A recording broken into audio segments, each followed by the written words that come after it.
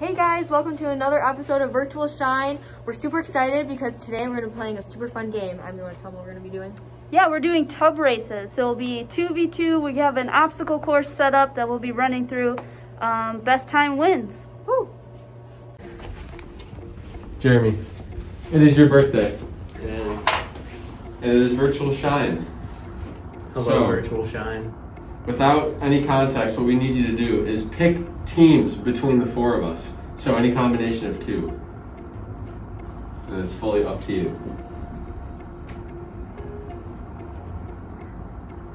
How do I want to do this?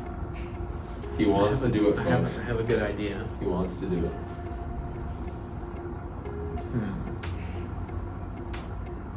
Sorry guys, he turned 30 and his mind's starting to be... Yeah, it's a little slow. Yeah.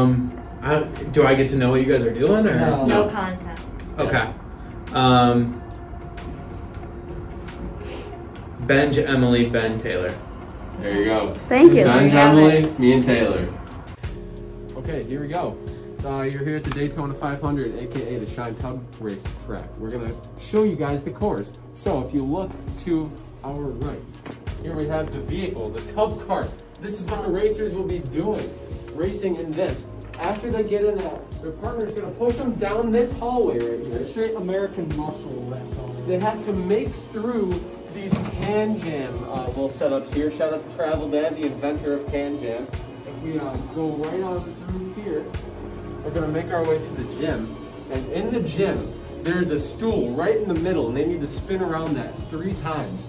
And after they do that, they need to display their athleticism. And they need to kick that soccer ball into that net. And they need to make a 3-point shot with the basketball. After they've done all this, they are going to go out into the theater. Before they go into the theater, they have to switch. They have do. to switch positions. So pusher becomes sitter, sitter becomes pusher. Yup, there's gonna be a switch of the partners. Once they go through there, into the theater, out through these doors into the lobby, and then when we get to the lobby, there are a bunch of buckets that they have to zigzag through. And after they do that, they're gonna burst through the end line and finish the race. And that's the course, folks. Who's gonna win? I don't know. You guys don't make bets, but make some bets. Okay, timer starts in 3, 2, 1. Sorry, but I don't want to get you hurt. Oh yeah. I don't know how I'm supposed to. Oh yeah.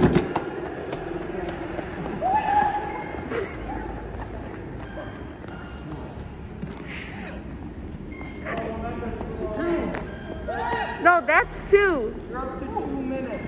You're up to 2 minutes. That's 3, that's 3, that's 3. Okay, that's 3.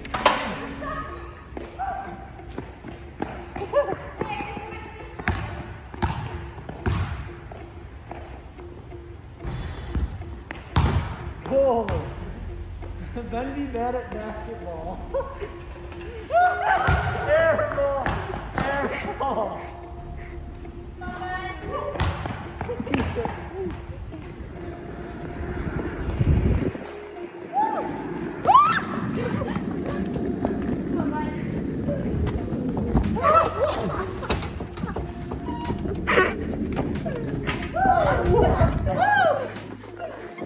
That's zigzag action.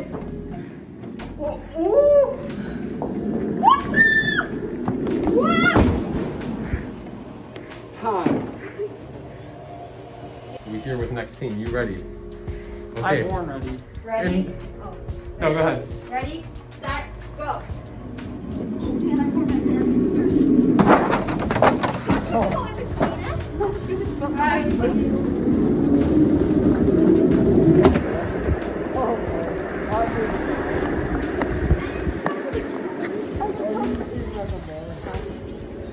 my shoes fell off.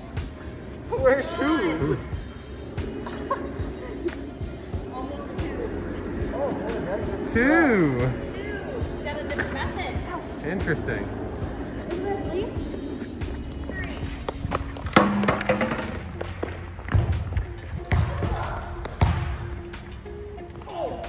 Oh, mega air ball.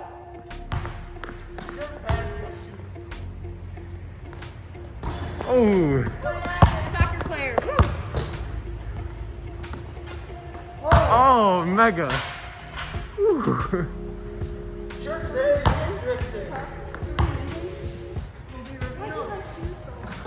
Oh!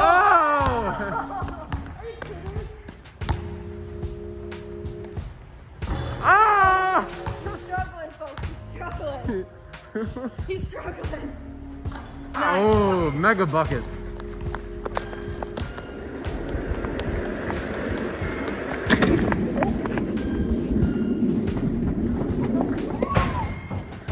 Uh-oh. Both teams hit the door.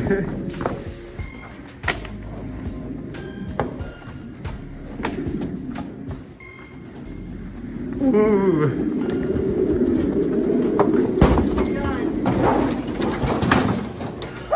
And that's the course, folks. Wow. All right, guys, I have the second team's time. Here it is. 1 minute and 47 seconds. We won! It's a little disappointing, but I do have to say I was in socks, so she had some setbacks. The basketball was a little bit of a struggle, but Ben, V, and I came out victorious. Well, how do you feel, Ben? I feel great. I feel like a winner. Woo! Woo!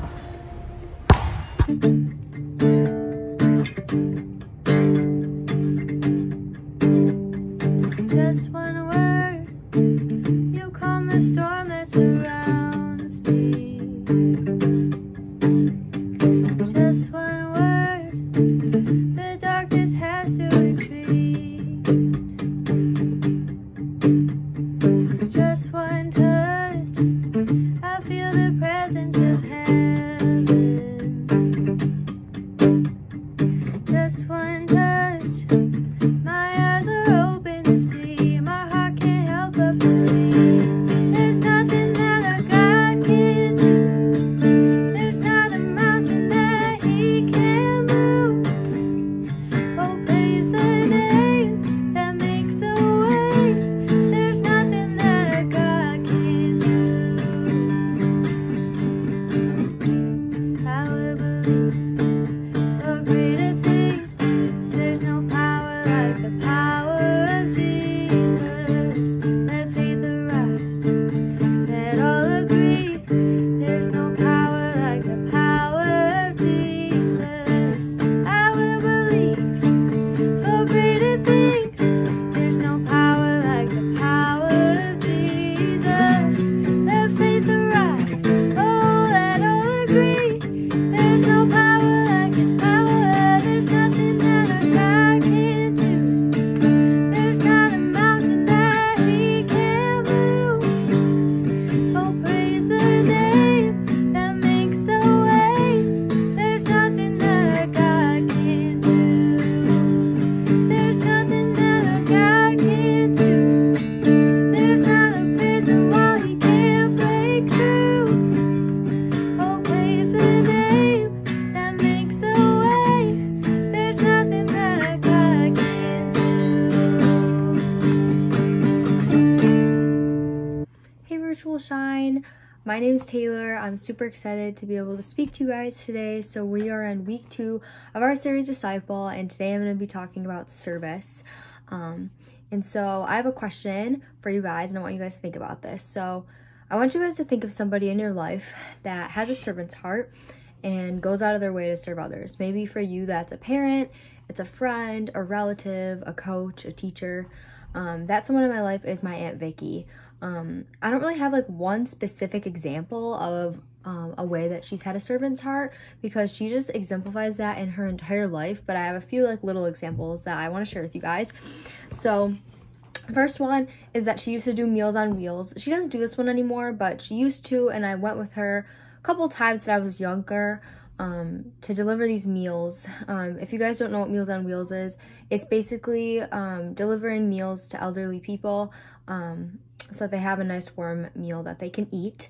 Another thing that she does is just send encouragement to everybody in her life whether it's her immediate family, her friends. She's not my biological aunt, but we're so close with her and her family that I just call her my Aunt Vicky, and I have for like my entire life. So she just sends encouragement to everybody in her life, whether that's a Bible verse or a devotion or just a word of encouragement, that she's there for us. She also loves to invite people into her home, cook for them, have them over for a movie, talk with them, go on a walk. She's always someone that is very open, and I know if I ever needed her, she's there, and she does that with everybody in her life, and she just is always looking for ways to serve God by spreading Jesus's love and his light to everybody in her life. And I just think that that is something so admirable about her. And even though she has her own stresses and her own trials, she never hesitates to serve God and to trust him, because ultimately she knows that's what God calls her to do, is to serve him and to serve others and to show them God's love. And so a simple definition of a disciple of Jesus is to be a follower of him. And following Christ involves becoming a servant of Christ. And we're going to look at John 26, and it says, "Whoever serves me must follow me, and where I am, my servant also will be. My Father will honor the one who serves me." So we see in this verse that Jesus calls his followers servants. And the main idea we're going to look at today is that a disciple of Jesus is a servant of Jesus. And so if we're striving to be a follower of Jesus and we want to be successful in doing that, then we have to become servants of Jesus. They go hand in hand.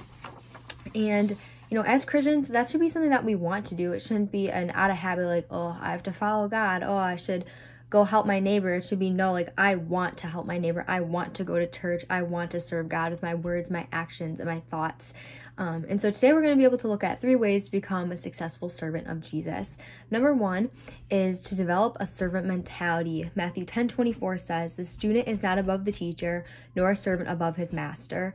And the Message version says it this way: "A student doesn't get a better desk than her teacher. A laborer doesn't make more money than his boss." So I have a story for you guys. So what if you guys thought that it was smart to go into school and you pretended to be the teacher, or you were the teacher and you started acting like the teacher and basically switch roles? So, I mean, I can imagine that maybe you'd sit at their desk, blast music in the classroom, have a dance party, teach your classmates what you want to teach. I assume that wouldn't be like math or grammar or history. Probably be more of, I don't even know what you guys would teach, something. Maybe you'd order pizzas from like your teacher's credit card. Obviously that would be crazy, and it wouldn't be smart to do that, because in school we're not the ones in charge. Your teachers are. And same thing in our faith. We're not the ones in charge of everything in the world. Like Jesus is. He controls the universe, and we have to develop the mindset that our purpose here on earth is to serve God. It's not for our happiness or to get whatever we want. Our purpose here on earth is to serve God.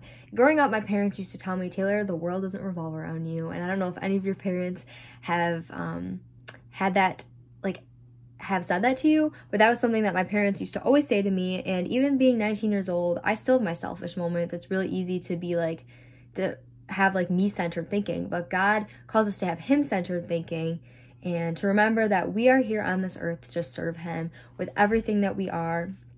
And we can serve God by using our time, our energy, our resources, and our talents to glorify him. So maybe you're gifted musically. You can serve God by volunteering at church or in the band, or maybe you like to cook and bake. You can volunteer and bring people meals. Maybe you feel like you're gifted with encouragement. Maybe you could call a friend, family member, someone, and just encourage them, send them a text or a Bible verse, tell them that you're praying for them. Those things are not only serving people, but they're serving God as well. And the second point to become a successful servant is to commit to following God. So everyone here, including myself, is following someone or something today, and it could be different for everybody, but we all have those influencers or famous people that we follow on social media. Maybe it's the latest TikTok star. I mean, I don't really follow TikTok. Like, I don't have the app, but I know it's like super popular, and that a lot of people are into it. So maybe it's a TikTok star.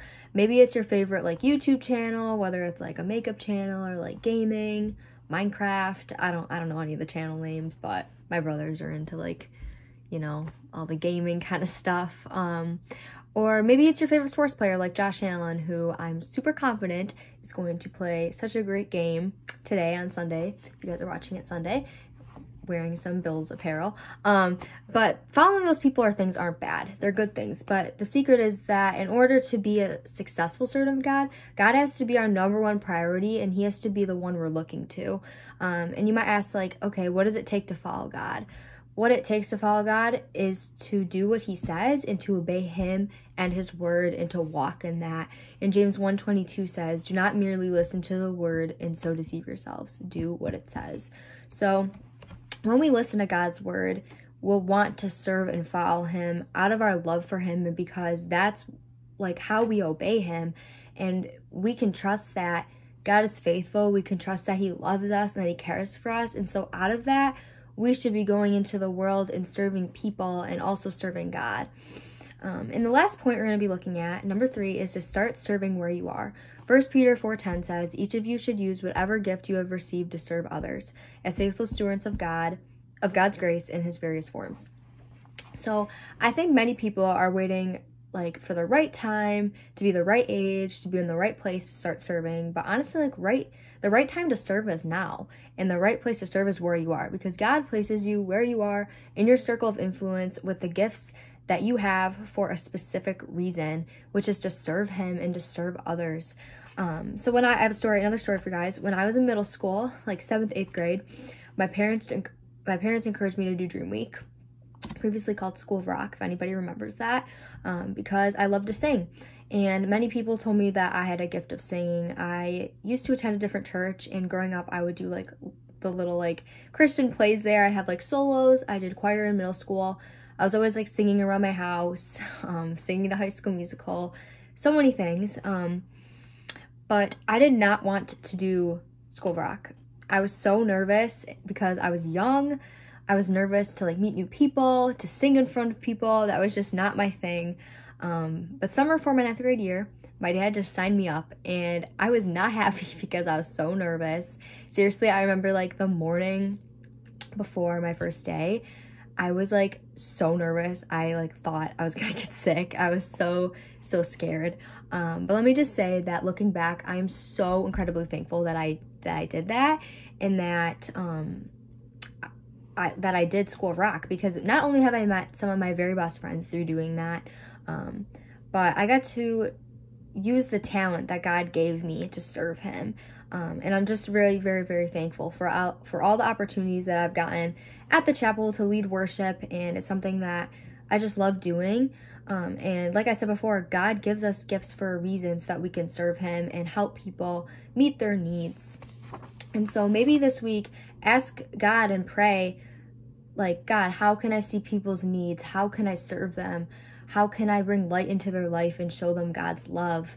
And this doesn't mean that you have to like go out of the country and go on a missions trip to serve God, which of course is so awesome if you do. I have a lot of friends that have done that, and it's impacted their life greatly, and it's such a cool opportunity. But you can also serve right where you are, and all you have to do is look to the person next to you or look to your neighbor to see how you can help them. So in conclusion, like I said, just if you guys had to write down one point or remember one thing throughout your week, it would be a disciple of Jesus is a servant of Jesus. And Jesus is always looking for servants who will serve. And I think that we can all agree that someday we want Jesus to say these words to us. Well done, good and faithful servant. You were faithful with a few things. I will put you in charge of many things. Enter into the joy of your master. So like I said, this week, guys, I challenge you to pray. Ask God to help you have a servant's heart for him and to see how you can help people around you. And then maybe be looking for ways that you can help. So maybe that's volunteering in your community or in your church, or maybe it's in a smaller way and just helping a friend or a family member in need. And if you guys are looking for ways to serve at the chapel, King's World is always looking for volunteers, as well as singing and playing in the SHiNE band, or emceeing if you feel gifted in those ways. And you can always talk to your community group leader if you have any questions about that. And if you're already serving somewhere, that's awesome. I know that they appreciate it and God appreciates it. And yeah, I'm just super thankful that I had this opportunity to speak to you guys about service, and I'm praying for you all, and I hope that you guys have an amazing week. Bye guys.